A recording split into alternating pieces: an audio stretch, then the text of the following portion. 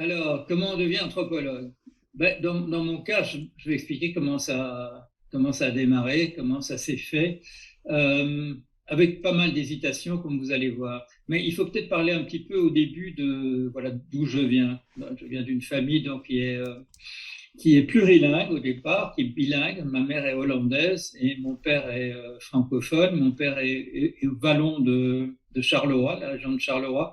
Ma mère est hollandaise de Rotterdam. Il s'est fait que, voilà, que la famille de ma mère est venue s'installer en Belgique dans les années 20. Mon grand-père était, je le dis tout honteux bu, était évadé fiscal néerlandais. C'est pour ça qu'il se trouvait à Bruxelles. Voilà. Et donc, je vis dans une famille où, jusqu'à l'âge de 6 ans, à la maison, on parle néerlandais jusqu'à ce que papa revienne du bureau. Et puis, quand papa revient du bureau, on se met à parler français. Voilà. Et j'ai constaté par la suite que j'habite en Bretagne, où il y a des écoles bilingues, et j'ai constaté que ça fait une différence énorme, le fait d'être bilingue ou non au départ. Parce que quand on est bilingue, on raisonne dans deux cultures différentes, quelle que soit la manière dont ça s'arrange, et on ne pense pas la même chose. Et quand les gens vous disent bah, tel mot se traduit dans l'autre langue de telle et telle manière, vous dites non, non, c'est pas tout à fait vrai parce que les connotations sont absolument différentes. Et donc vous avez une espèce d'ouverture d'esprit, mais qui est en même temps est un handicap aussi. C'est un handicap aussi au niveau de l'identification. Est-ce que vous êtes l'un ou est-ce que vous êtes l'autre? Et à certains moments, voilà, quand on est gosse, c'est un tiraillement aussi. Après, ça vous offre plein de facilités. Quand vous vous trouvez dans d'autres pays, vous êtes un caméléon. Quand il est question de devoir apprendre des langues étrangères, pas de problème, ça tombe dans une troisième catégorie. Et on grandit très très bien de cette manière-là. Voilà. Alors, à l'école, voilà, je suis un enfant curieux, on fait partie des bons élèves de la classe, mais il y a déjà quelque chose de tout à fait différent. C'est qu'à partir d'un âge, voilà, très jeune, vers 6-7 ans sans doute, je me dis, dans la vie, il faut absolument que je réussisse une chose, c'est de tout comprendre. Voilà. Et ce n'est que très récemment que j'ai compris d'où venait cette idée farfelue, mais qui en fait a donné une forme véritablement à toute ma vie. J'ai voulu tout savoir, j'ai voulu absolument tout comprendre, ce qui fait que il y a cette situation un petit peu paradoxale et qui étonne souvent les gens et parfois même les choque. Je suis expert dans un nombre assez important de domaines, 3 ou 4 ou peut-être même 5. Je pratique en ce moment l'anthropologie parce que j'enseigne l'anthropologie à l'Université catholique de Louvain, mais je passe la moitié de mon temps à peu près à être psychanalyste et par ailleurs, je travaille sur 2 autres projets entièrement différents. Je travaille de manière tout à fait, je dirais, cohérente et de manière systématique tous les samedis après-midi avec une mathématicienne, informaticienne d'origine chinoise, travaillant en France, sur les fondements des mathématiques, et je suis impliqué à nouveau dans un grand projet d'intelligence artificielle. Mais alors, voilà, comment est-ce qu'on on devient ce genre de choses, un anthropologue avec de multiples facettes? Eh bien, parce que quand on est gosse, on se dit, je veux absolument tout comprendre. Et j'ai fait une psychanalyse, j'en ai même fait 2. Je suis psychanalyste moi-même, et c'est pas la psychanalyse du tout qui m'a permis de comprendre ça. Ce sont des discussions assez récemment avec une cousine germaine, qui revenait toujours avec la même interrogation, pourquoi ceci, pourquoi cela. Et l'explication a été trouvée. L'explication a été trouvée. On nous a caché, à nous, ma sœur et moi et ma cousine, on nous a caché des choses. Nous ne savons pas exactement quoi. Les parents sont morts maintenant, mais je crois que nous avons mis le doigt dessus et ça explique pourquoi un petit garçon veut comprendre des choses qu'on lui cache en réalité et qui finit par trouver à l'âge de 75 ans et par des moyens, simplement par la conversation, par une obsession, par quelque chose qui devient une obsession chez ma cousine et que je veux avec elle lever. Mais bon, donc un petit garçon motivé comme ça, dès qu'un cours l'ennuie à l'école primaire ou au lycée, qu'on appelle l'Athénée en Belgique, lit des bouquins sur ses genoux en se cachant parce que il veut pas perdre de temps. Voilà, il veut pas perdre de temps. Alors il y a un peu de roman là-dedans, mais c'est surtout des trucs scientifiques, c'est surtout des bouquins scientifiques. Et à l'âge de 14 ou 15 ans, je suis un militant de ce qu'on appelle les jeunesses scientifiques de Belgique. J'ai bon souvenir à une époque, je suis vice-président, je ne peux pas le jurer, mais je crois, des jeunesses scientifiques. Je participe au camp scientifique qu'on fait l'été, je participe à la revue qui est éditée. Et de manière un peu révélatrice, sans doute, mes premiers articles publiés dans ce bulletin des jeunesses scientifiques de Belgique sont des articles qui sont en fait l'histoire des sciences. Je m'intéresse au rapport, voilà, à l'âge de 12, 13, 14 ans, je m'intéresse au rapport entre la chimie moderne et l'alchimie, qui est son ancêtre, mais dont je perçois en tant qu'adolescent, il y a quelque chose de mystérieux, que c'est quelque chose d'un tout autre ordre. Il y a là une démarche qui est une démarche mystique du côté de l'alchimie. Ça donnera une science, de la même manière que l'astrologie, qui est une mantique, une divination, deviendra accidentellement une véritable science sous la forme de l'astronomie. Et ça, c'est très intéressant de voir dans le bouquin en particulier de Gérard Simon, astronome, astrologue, de voir comment des gens qui croient qui sont en fait des mages sont en réalité les premiers véritables savants. Très beau livre aussi de Arthur Koestler à ce sujet, les somnambules. Pourquoi somnambules? Parce qu'ils font des choses qui sont le contraire de ce qu'ils imaginent faire.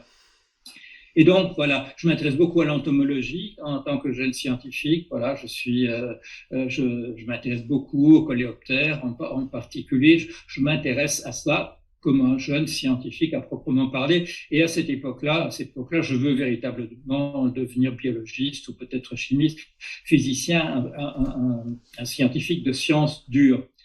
Mais il se passe des choses dans le monde et je m'engage assez rapidement politiquement à l'âge de 14-15 ans. Je vis dans un milieu où mon père est quelqu'un d'engagé politiquement. Il est à gauche, il est membre du Parti socialiste, il est haut fonctionnaire.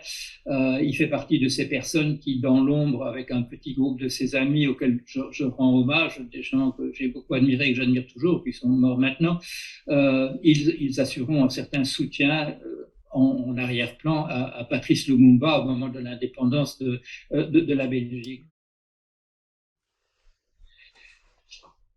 Et donc voilà un jeune homme qui avait décidé de devenir un scientifique, mais qui se trouve absorbé dans le maelstrom de la vie politique. Quand j'ai 15-16 ans, c'est la guerre du Vietnam. Je fais partie des personnes des jeunes qui organisent des marches contre la guerre au Vietnam. Et là, j'ai une expérience qui est formidable d'une certaine manière, qui me donne une grande confiance en moi de manière tout à fait indirecte. C'est que donc, on va dire que j'ai 16 ans et je reçois un gros dossier qui m'est apporté. C'est un dossier qui m'est envoyé de l'ambassade des États-Unis à Bruxelles. Et la raison pour laquelle je suis connu de l'ambassade, c'est simplement parce que c'est un immeuble à appartement où j'habite avec mes parents et ma sœur, et sur le même palier, l'autre appartement, ce sont des gens qui travaillent à l'ambassade américaine et qui sont bien placés pour savoir ce que je fais exactement. Et là, j'ouvre ce colis qui est très, très épais. Ça fait quoi? Ça fait la hauteur de 4 ou 5 livres. Et il y a une lettre en disant, Monsieur, nous savons que vous êtes impliqué dans l'organisation des marches anti-guerre du Vietnam. Et nous aimerions que vous consultiez le dossier suivant où nous vous apportons de l'information qui vous fera peut-être voir les choses autrement. Et il faut imaginer, voilà, quelqu'un qui a 16 ans, et je me dis, on me prend vraiment au sérieux. C'est sur le plan politique, c'est pas sur le plan scientifique, mais voilà, ça me donne une certaine confiance, ce genre de choses. Et parallèlement, je fais partie d'un groupe. Nous essayons de faire un syndicat. Nous organisons le premier syndicat, je ne sais pas si c'est au monde, mais en tout cas en Belgique, premier syndicat des élèves des lycéens, des élèves de l'enseignement secondaire.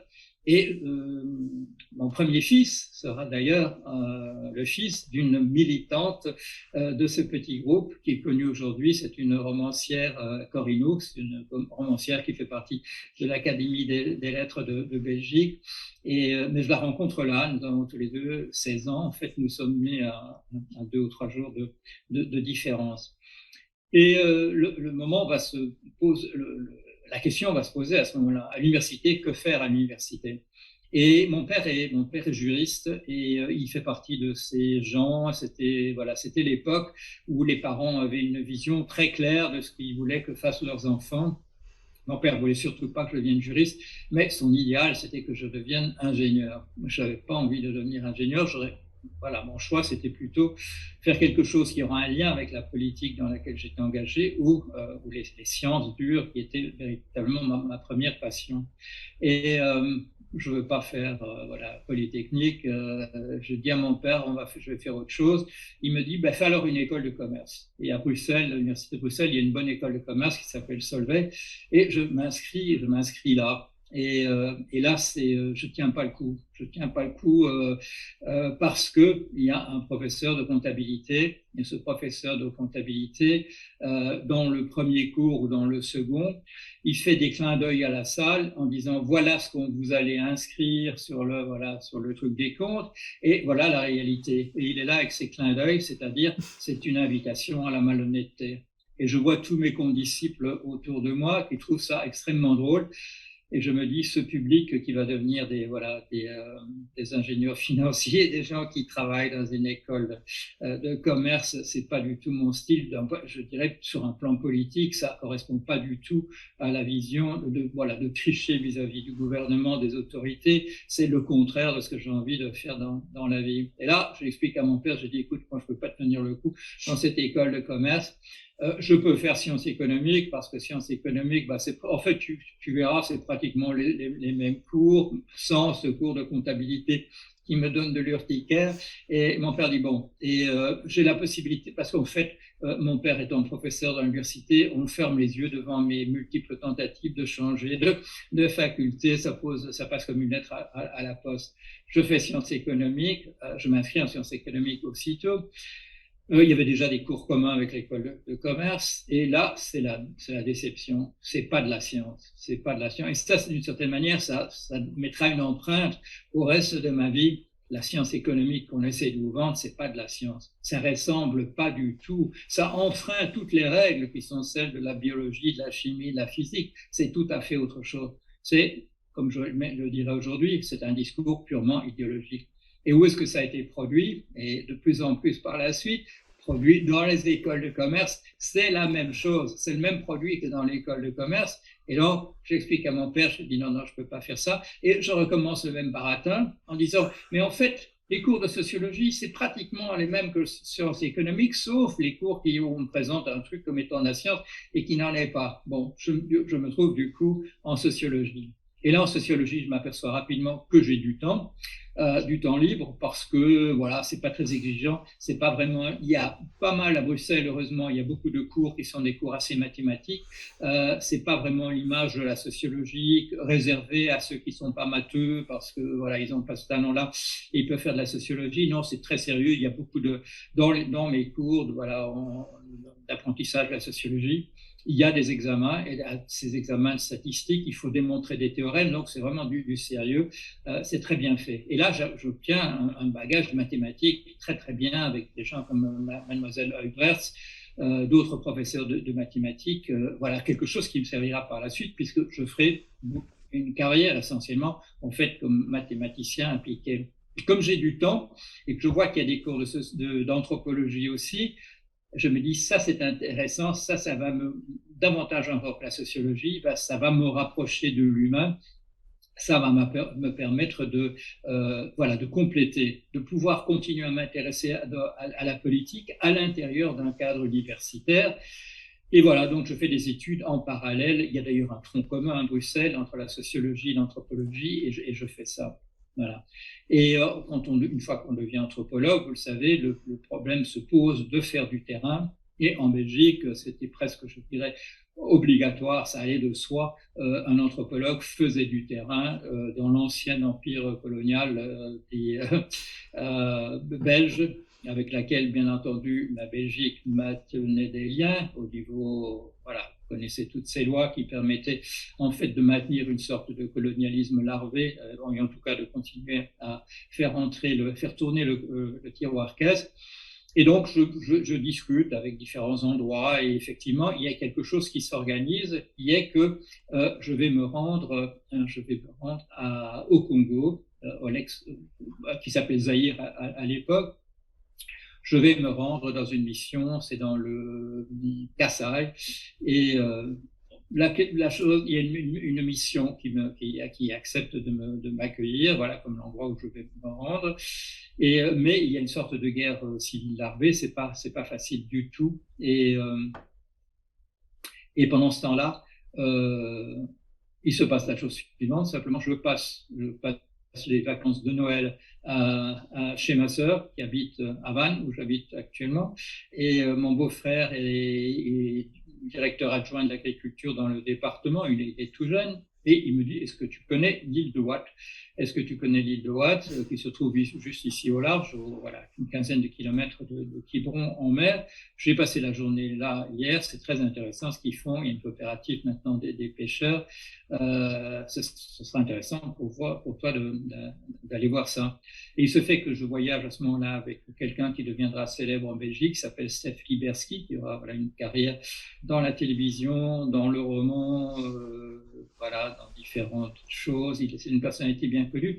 Et le 1er janvier 1973, Stef Liberski et moi, nous nous rendons à l'île de Watt. Je passe une journée là, je rencontre quelques personnes et je me dis, il faut absolument que je retourne là, et je retourne le jour suivant, le mois suivant. Voilà, on est le 1er janvier, et je crois qu'autour du 10 février, je m'installe à l'île de Watt pour 18 mois.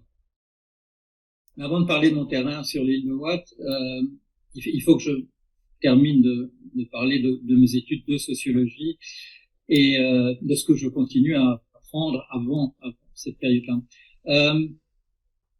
Je fais un mémoire en sociologie sur quelque chose qui m'intéresse sur le plan politique et qui est le mouvement Provo aux Pays-Bas.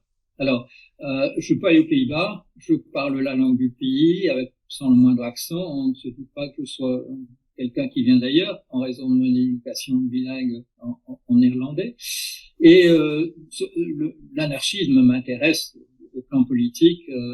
Je fais partie des étudiants socialistes qui en Belgique étaient rattachés à une organisation plus vaste qu'on appelait la Jeune Garde socialiste, des jeunes donc qui se disent socialistes, assez violemment anticommunistes. Voilà, nous sommes en rivalité permanente avec les étudiants communistes. Nous sommes anti-staliniens, mais avec un intérêt pour la pensée socialiste de type classique, et la pensée anarchiste se confond fort avec la partie socialiste du XIXe siècle. Ce sont tous ceux que Marx et Engels, de manière un peu cavalière, ont appelé des utopistes, parce qu'ils n'étaient pas en faveur nécessairement de la révolution.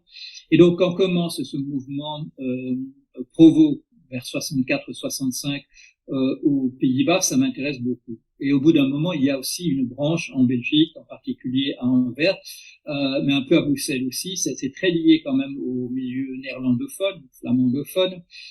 Et je participe à des manifestations à Bruxelles. Je suis habillé comme les militants pro, c'est-à-dire tout en rouge, de haut en bas, des chaussures jusqu'à la chemise.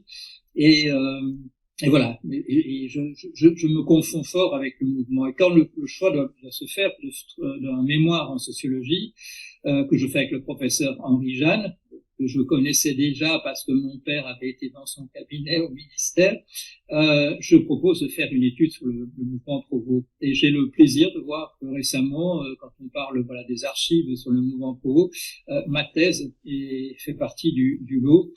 J'ai eu l'occasion de rencontrer des gens importants dans le mouvement Provo. J'ai passé une soirée en particulier avec Roel van Duin, qui est devenu par la suite un député écolo au Groen, vert aux Pays-Bas.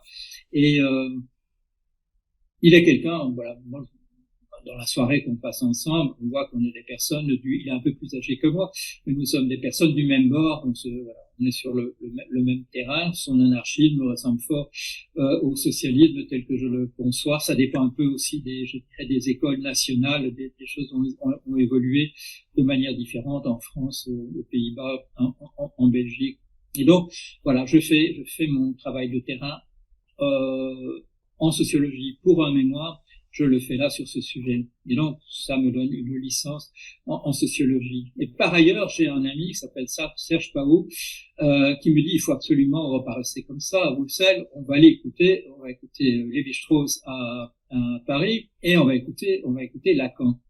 Et moi, j'ajoute assez rapidement, parmi les professeurs que je vais aller écouter à Paris, j'ajoute Georges Théophile Guilbault. Pardon, je dis toujours Georges Théophile, mais c'est Georges Théodule Guilbault, professeur à l'école pratique des hautes études, et qui est la personne qui fait en réalité les mathématiques et de Lévi-Strauss et de Lacan. Il leur explique comment ça marche, parce que ni l'un ni l'autre n'ont une véritable formation mathématique. Dans les structures élémentaires de la parenté, c'est à Weil, médaille Fields, que Lévi-Strauss demande de faire un petit appendice auquel il m'a dit personnellement, Lévi-Strauss qui comprenait toujours rien par la suite. Lévi-Strauss est une personne qui a toujours dit que les mathématiques lui étaient entièrement étrangères, et il a toujours dit ça parce qu'il n'avait pas étudié les mathématiques, mais c'est la personne la plus mathématique au monde que j'ai jamais rencontrée. Il avait une intuition de type mathématique extraordinaire. J'ai eu l'occasion dans des séminaires, parce qu'à ce moment-là, bon, il a la gentillesse de m'accepter. Hein, je suis sans doute parmi les plus jeunes qui assistent à son séminaire. Je suis probablement le seul qui n'a absolument aucun travail de terrain, rien à présenter. Mais il m'accepte pendant une année, et là, je le vois à l'occasion de 2 séminaires en particulier, être la personne qui a les mathématiques inscrites dans sa tête.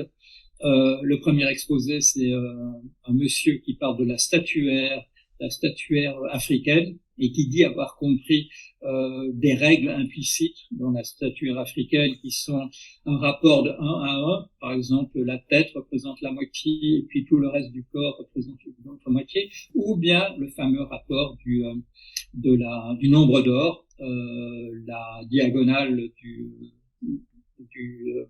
pentagone ou du pentacle. J'hésite entre les deux parce que ce sont des structures un peu duales, les mêmes. Et Lévi-Strauss dit à ce monsieur, est-ce que vous êtes sûr que ça marche, votre méthode? Oui, il est là. Il dit, mais enfin, des gens qui ne mesurent pas véritablement leur objet, ils peuvent quand même faire un peu d'erreur.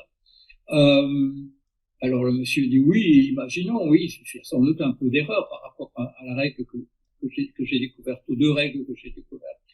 Et Lévi-Strauss lui dit, des erreurs de quel ordre? Alors le type dit, disons de l'ordre de 5%. Il dit ça absolument au hasard, il n'a pas la moindre idée. Et Lévi-Strauss lui répond à ce moment-là, est-ce que vous n'êtes pas sûr que dans ce cas-là, avec une erreur de 5%, que vous couvrez en réalité l'ensemble des faits?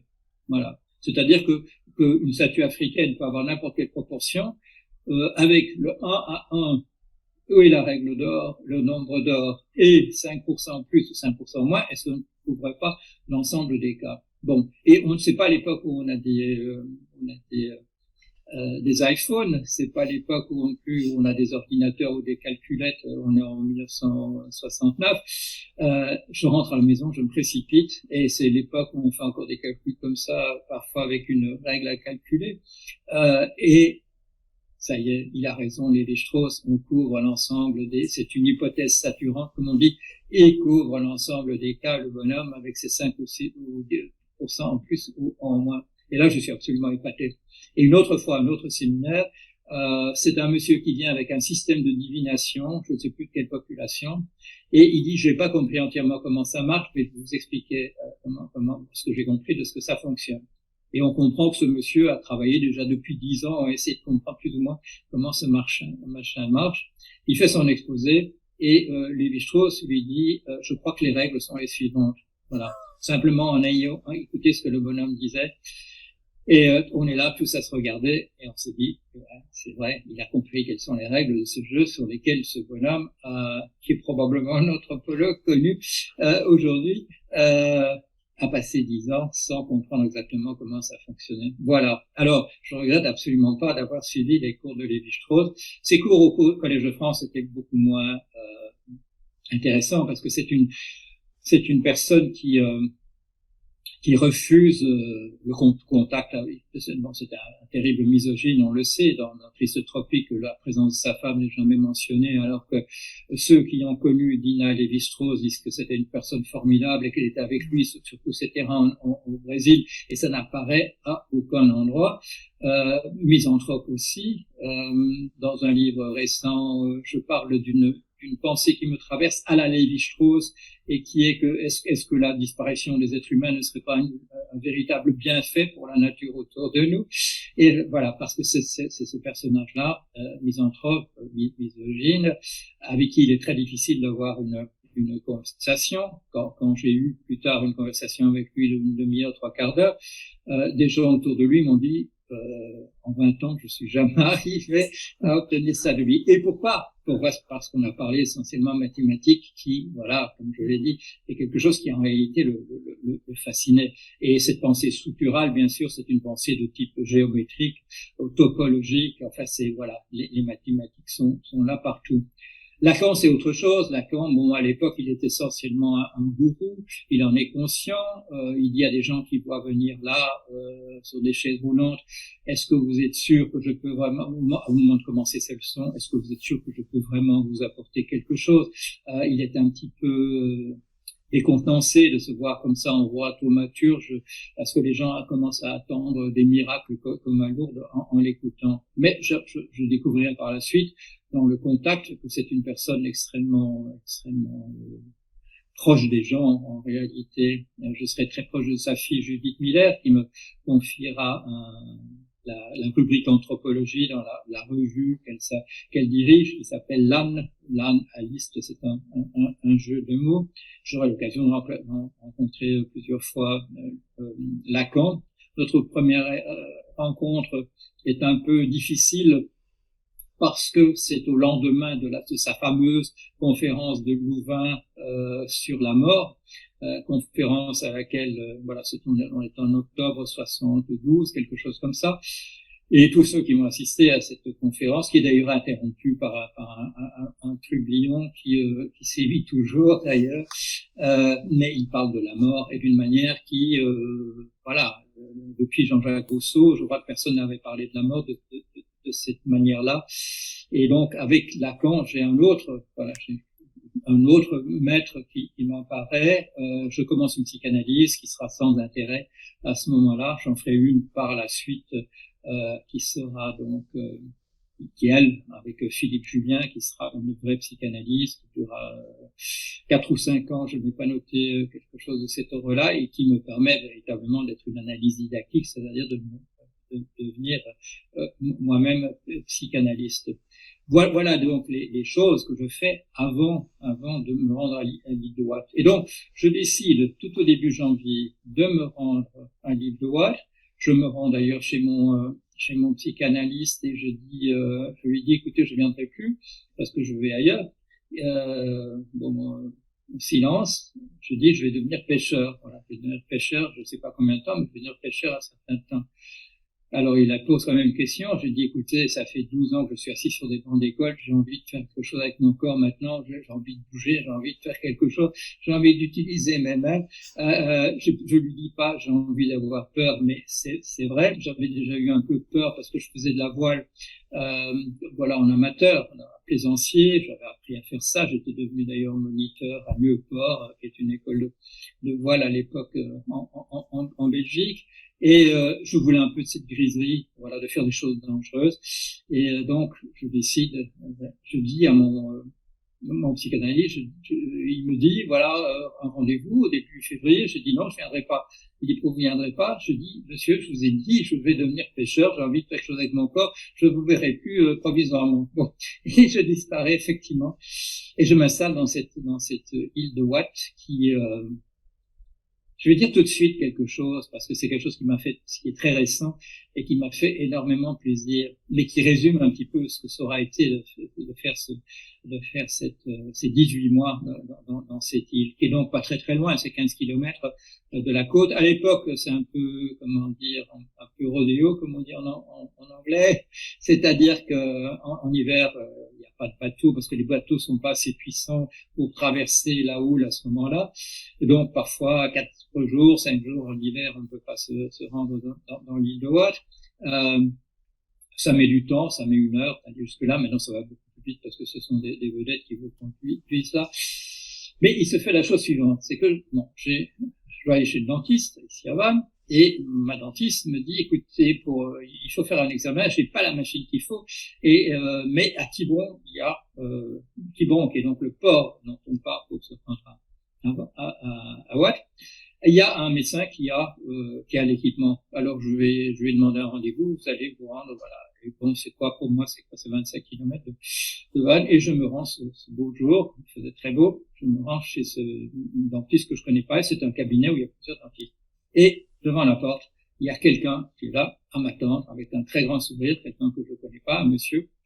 Et ce monsieur me dit, Monsieur Jorian, je suis dentiste dans ce cabinet. Je ne suis pas celui que vous venez voir, mais j'ai vu votre nom et je posais la question, est-ce que c'est le Jorion qui vient? Et on m'a dit oui, c'est le Jorion qui vient. Et il dit, monsieur, vous êtes la personne qui a fait ce livre sur les pêcheurs de l'île de Watt. Ça, ça c'est un peu la récompense qu'on a donné à l'anthropologue. Parce que vous êtes un intrus dans une autre communauté qui supporte plus ou moins bien le fait que vous soyez un étranger. Au moment où j'arrive dans l'île de Watt, il y avait eu un incident peu de temps avant, et il y en aura un juste au moment où j'arrive. Mais d'abord celui qui avait eu lieu avant, un jeune homme du continent, comme on dit, parce qu'on emploie 2 noms pour ce qui n'est pas Watt, c'est le continent ou la France. Alors c'est pas rare à l'époque en tout cas, c'était pas rare de voir des pêcheurs qui disent demain je vais en France. Voilà, c'était considéré comme ailleurs, et j'ai découvert que c'était véritablement ailleurs.